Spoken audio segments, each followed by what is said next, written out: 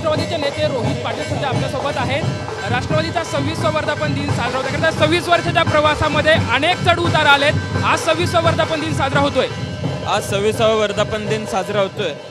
पवार साहेबांनी सर्वसामान्य माणसाला केंद्रबिंदू ठेवून काम करण्याचा प्रयत्न केलेला आहे आणि मला विश्वास आहे की यापुढच्या काळात सुद्धा चांगला काळ हा महाराष्ट्रामध्ये आणण्यासाठी पवार साहेबांचा विचार महत्त्वाचा आहे आणि पवार साहेब त्या पद्धतीने योग्य मार्गदर्शन आजच्या दिवशी आम्हाला करतील।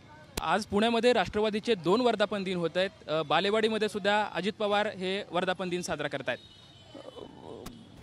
काय हरकत काय आहे? म्हणजे ते त्यांच्या पक्षाचा वर्धापन दिन साजरा करतात, आम्ही आमच्या पक्षाचा वर्धापन दिन साजरा करतोय आणि मी सांगितल्याप्रमाणे पवार साहेबांचा विचार हा महाराष्ट्राला तारू शकतो। खरं तर राष्ट्रवादी दोन्ही राष्ट्रवादी आहे ते एकत्रित येईन असे जरा जनतेच्या मनामध्ये विचार होता। मात्र तुम्हाला काय वाटतंय? अमोल मिटकर यांनी पण एक वक्तव्य केलेलं होतं की आषाढी एकादशीपर्यंत दोन्ही भाऊ बहीण एकत्रित येतील।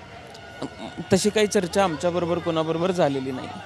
पण खरं तर एकीकडे सत्ता होती आणि एकीकडे संघर्ष होता, तुम्ही संघर्ष निवडला। संघर्ष निवडलेला आहे। लहानपणापासून आम्ही आदरणीय पवार साहेबांना बघतोय आणि साहेबांचे विचार बघतोय।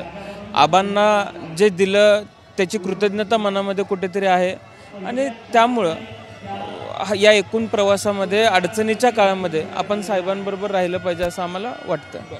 आबांना शरद पवारांनी भरभरून दिलं, ती कुठंतरी कृतज्ञता मनात ठेवून आम्ही संघर्ष निवडला आणि शरद पवारांसोबत कायम आहोत अशी प्रतिक्रिया रोहित पाटील यांच्याकडून आपल्याला मिळाली। कॅमेरामॅन विशाल रायपुरेसोबत लक्ष्मण जाधव, टीव्ही 9 मराठी, पुणे।